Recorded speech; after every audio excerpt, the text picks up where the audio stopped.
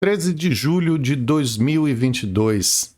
Essa imagem aí, como outras que eu vou mostrar, representam mais um passo. No início do nosso trajeto pelo universo, no início da exploração espacial, que já tem mais de 50 anos, mas nós estamos ainda muito no começo. Essas são imagens do telescópio mais potente que o ser humano já foi capaz de produzir, o telescópio James Webb, e essas fotos estão nos jornais, nas televisões do mundo inteiro hoje, e é por isso que eu abri o programa com elas. Mas você pode ter muito mais do que aquelas imagens que a televisão está mostrando, olha. Só você ir no site da NASA. Vai aqui, é bem fácilzinho, nasa.gov. E aí tem todas essas fotos, essas imagens. Você não precisa ficar se limitando ao que está sendo mostrado na mídia. Vai aqui em galerias, imagem do dia, tá? Image of the Day. E aí você tem muitas fotos maravilhosas desse universo infinito e belíssimo para você explorar, pesquisar, se deliciar, aprender mais.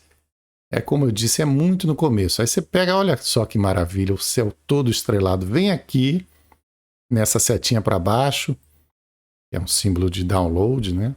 Aí ela abre maior, e você ainda pode clicar e fica maior ainda. Ó. A imagem, você pode salvar como fundo de tela do seu computador, não precisa se limitar ao que está sendo mostrado nos jornais e na televisão. Agora é o grande assunto, né? Quer dizer, um dos grandes assuntos do dia hoje nos jornais. O jornal Metrô de São Paulo, o metrô que circula embaixo da terra, hoje dedicou mais de meia página da sua capa para o que está lá, longe no universo, lá no alto. Mas temos outro assunto hoje dominando também as manchetes. Olha, quantos jornais escolheram utilizar essas fotos do espaço nas suas capas? Fora as imagens do James Webb, o que temos hoje como assunto principal no país é esse. Câmara aprova PEC que libera 41 bilhões às vésperas de eleições. Texto base que explode limite orçamentário em meio à campanha põe em risco o equilíbrio fiscal. E não só equilíbrio fiscal, né? Equilíbrio eleitoral, o equilíbrio legislativo, porque vira a casa da mãe Joana. Quem vier depois também vai querer fazer a mesma coisa, ou outras piores. Essa, portanto, é a manchete da Folha de São Paulo hoje. No jornal Correio do Povo, também esse assunto, aprovada em primeiro turno a PEC dos benefícios na Câmara, diz o jornal Gaúcho. Correio Brasiliense, Câmara aprova PEC em primeiro turno. Polícia Federal apura apagão em sistema. PEC eleitoral avança na Câmara, mas Lira interrompe a sessão. Também por causa desse apagão aí, que está na manchete do outro jornal. A proposta de emenda à Constituição, que amplia benefícios sociais a menos de 3 meses do pleito, foi aprovada na Câmara em primeiro turno. Só 14 deputados, metade deles do Novo, ficaram contra a PEC, que tem um custo acima de 41 bilhões. O presidente da Câmara, Arthur Lira, alegou falha no sistema eletrônico para suspender a votação quando era apreciado destaque que retira o estado de emergência do texto. Logo nessa hora que o sistema falhou, Arthur Lira, há uma preocupação de que o governo utilize esse estado de emergência para aprontar mais uma das suas, como é típico de Bolsonaro. O jornal O Estado de São Paulo traz um assunto que também foi objeto de promessa do presidente Jair Bolsonaro em campanha, promessa não cumprida, e que ou ele ou outro vai ter que cumprir em algum momento, vai ter que melhorar essa situação, porque é possível uma pessoa que não ganha nem 2 salários mínimos pagar imposto de renda? Mas é assim que vai ser, já a partir do ano que vem, se não houver correção. Desde 2015, o limite da faixa de isenção está congelado em R$ 1.903. O Estado de São Paulo tem na sua manchete, sem correção da tabela, renda de 1,5 salário mínimo pagará imposto de renda. A Lei de Diretrizes Orçamentárias aprovada ontem prevê reajuste do salário mínimo de 1.212 para 1.294 no ano que vem. Com isso, quem ganhar um salário e meio, que dá o valor de R$ 1.941, passará a pagar imposto de renda, a não ser que corrijam a tabela. Em 2015, o salário mínimo era R$ 788. O limite da faixa de isenção era de 1.903, como é até hoje. O salário mínimo foi subindo, e naquela época, quem ganhava menos de 2,5 salários mínimos, 2,4, passava a pagar, acima disso, passava a pagar imposto. Agora, basta um salário mínimo e meio, R$ 1.941.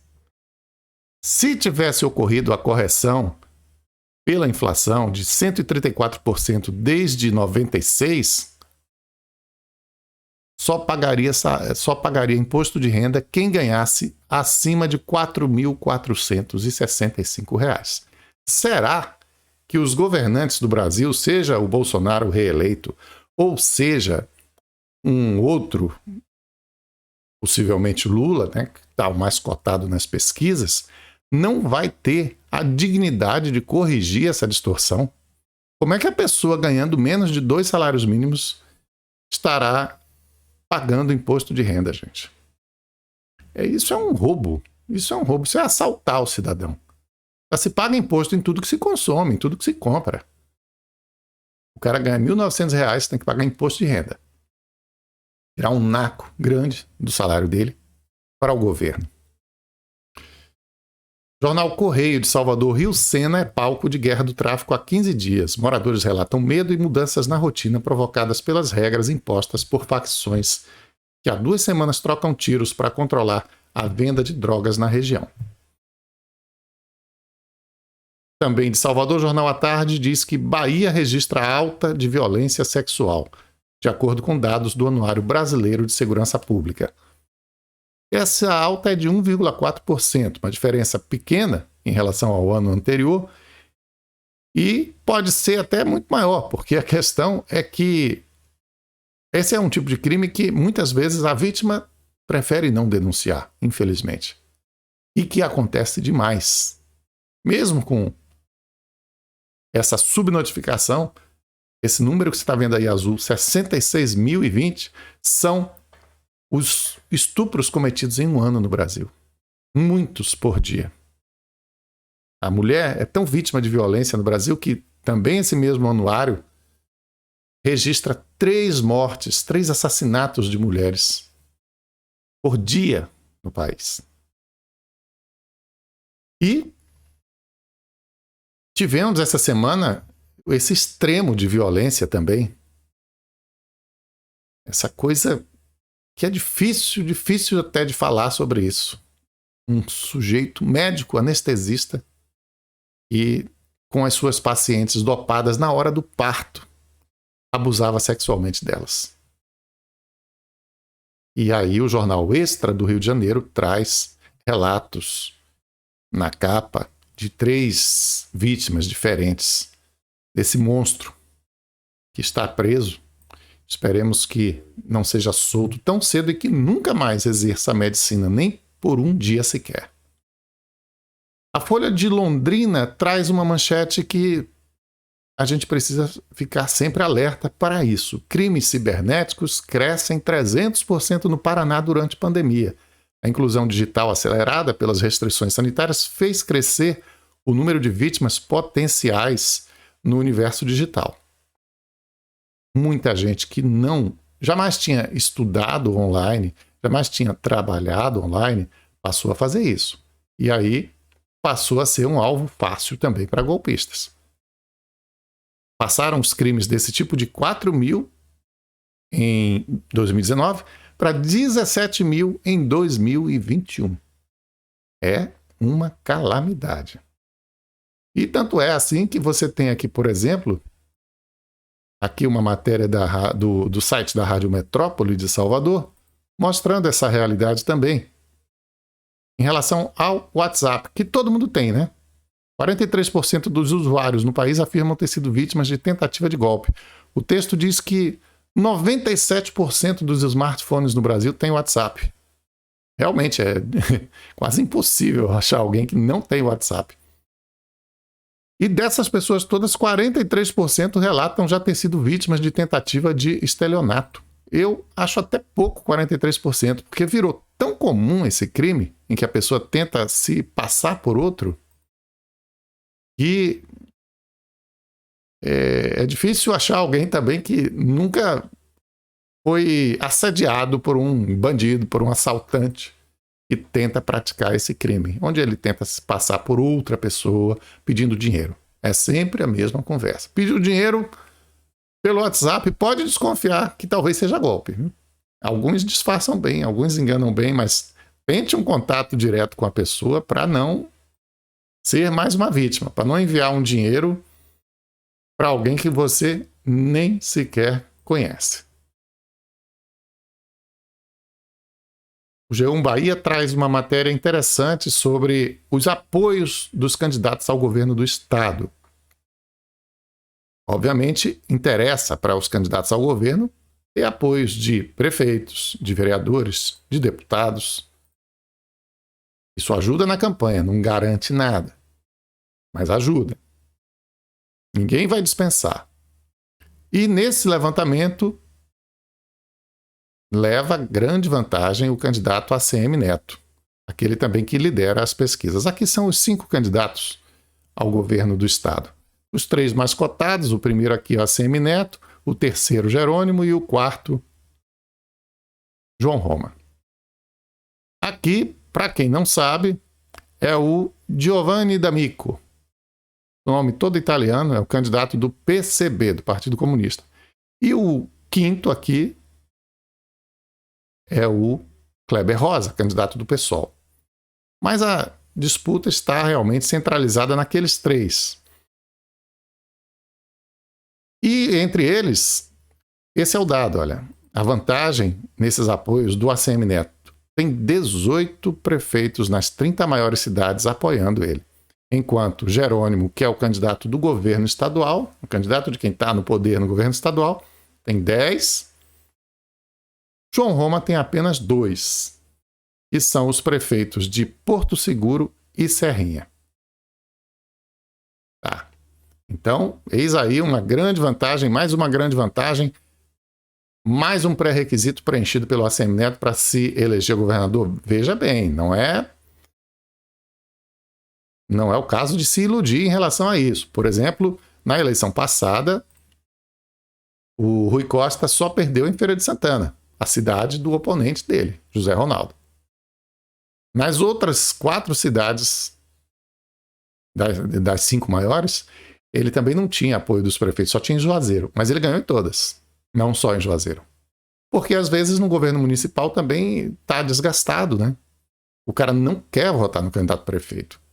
Ser candidato com apoio do prefeito às vezes é até se queimar. Então, nem sempre dá certo ter o apoio dos prefeitos. Mas todos, claro, estão disputando, e você vê aí, essa é uma das principais movimentações dos candidatos nesse período aí de pré-campanha que a gente tem, buscar o apoio dos prefeitos das cidades. As 5 maiores, Salvador, Feira de Santana, Vitória da Conquista, Camaçari e Juazeiro. Nessas 5, os prefeitos são aliados de ACM Neto.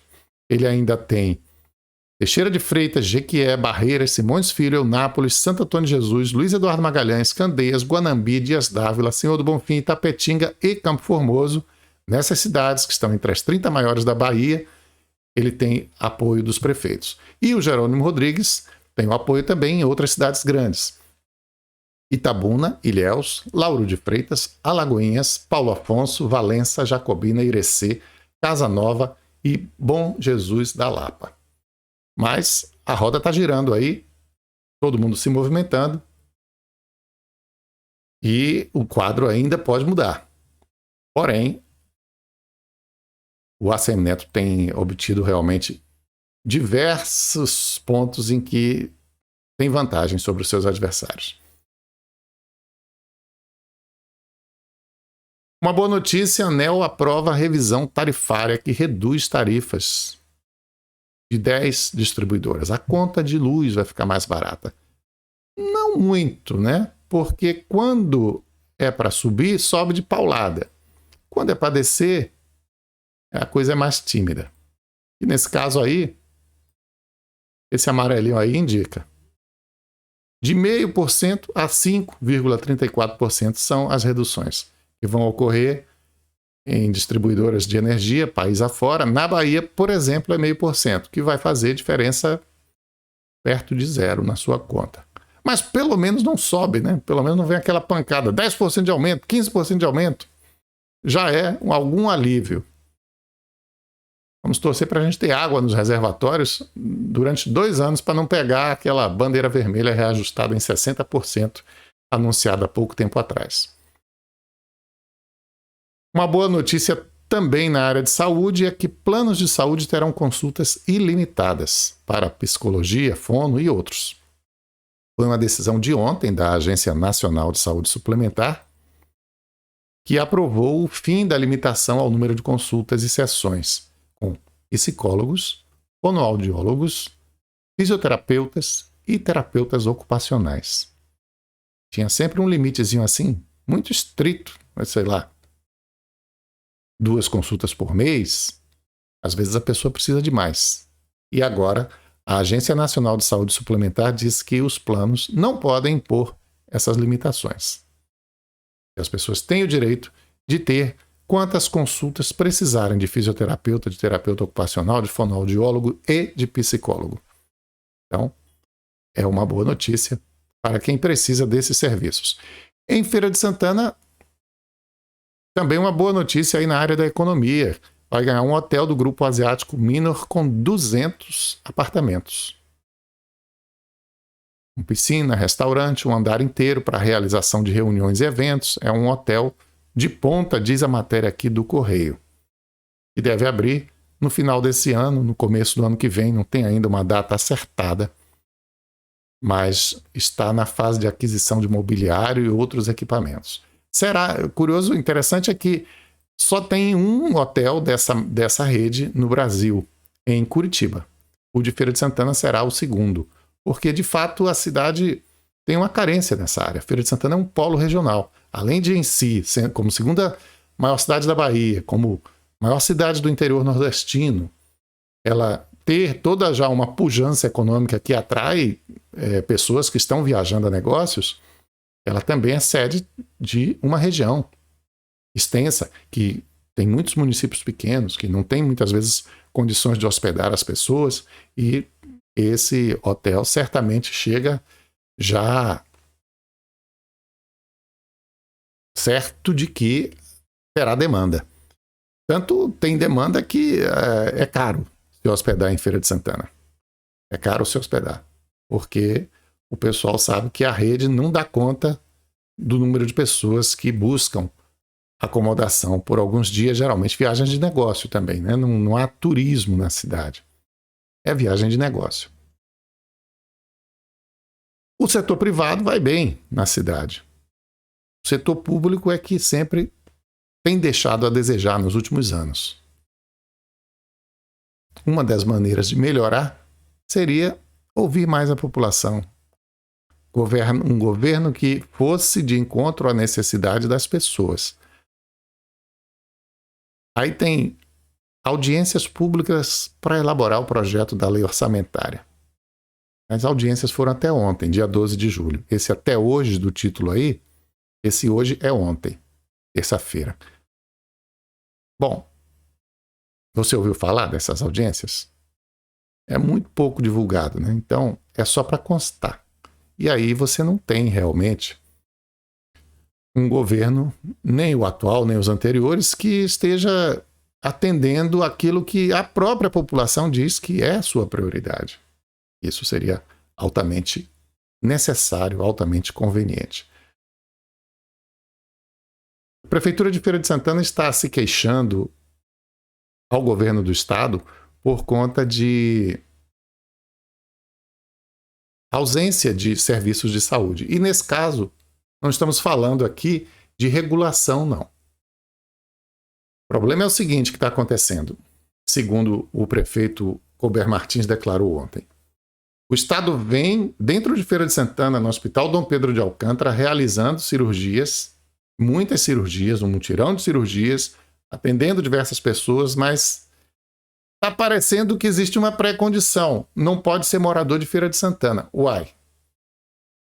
Mas segundo a cidade maior do estado, tem muita gente precisando de intervenção médica.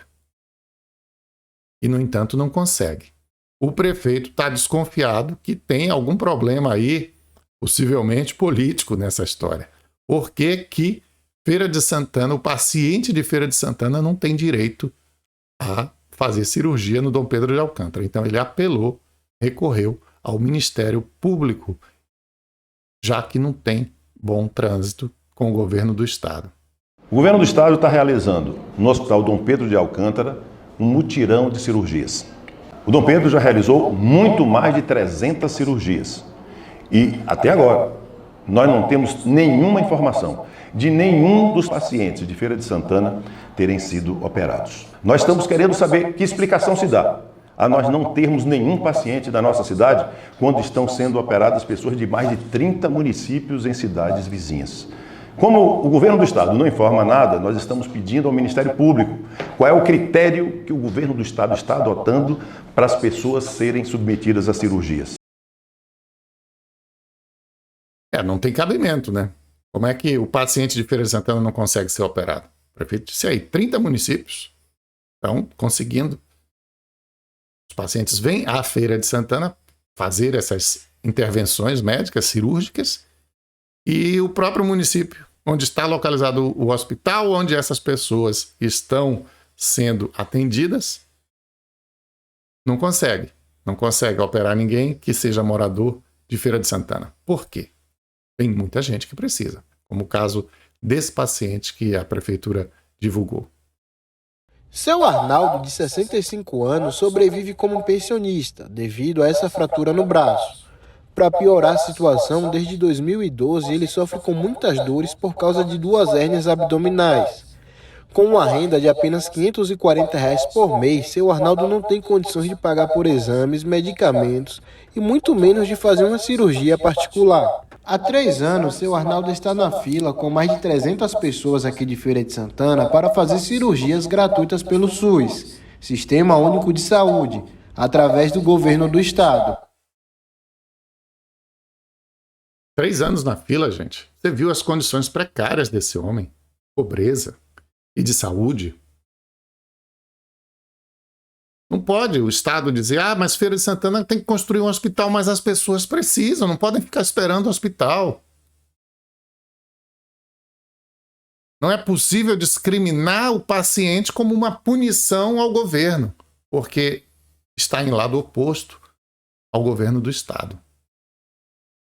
Se essa é a razão para os pacientes de Feira de Santana não conseguirem cirurgias, é vergonhoso, é criminoso.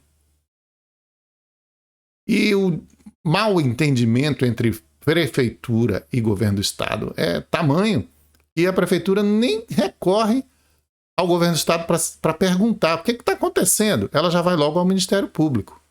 Que seja. Tomara que o Ministério Público consiga fazer uma intervenção para resolver isso. É uma calamidade uma coisa dessa. Desculpa, é uma vergonha. É um assinte.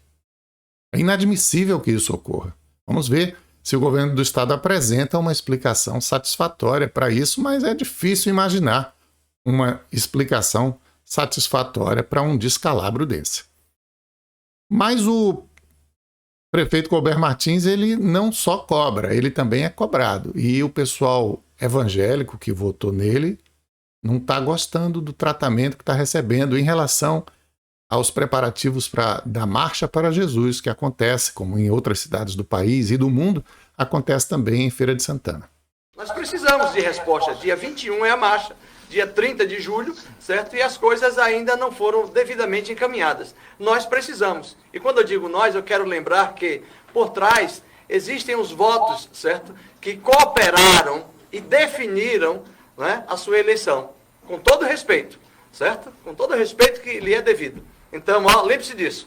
O povo evangélico cidadão feirense Aguarda a resposta. é quem deu o voto para o senhor. Foi decidido ali. Todo mundo gosta de dizer que foi quem elegeu o prefeito, né? Esse, outro, seja lá qual for. Não, foi um voto do nosso grupo que decidiu, que lhe deu a vitória. Mas, independente disso, o candidato teve apoio realmente dos evangélicos e precisa dar uma satisfação. Aí eles estão falando no programa do Denivaldo Costa e são os representantes da Associação dos Pastores Evangélicos, das Igrejas Evangélicas de Feira de Santana. E não estão nada satisfeitas com o prefeito Colbert Martins. Mais um campo aí onde ele precisa atuar e remediar e apagar esse incêndio. Vamos ficando por aqui. Lembra de compartilhar o vídeo, de comentar, de curtir, para a gente ir alcançando mais gente ao longo dos próximos dias, semanas, meses e anos.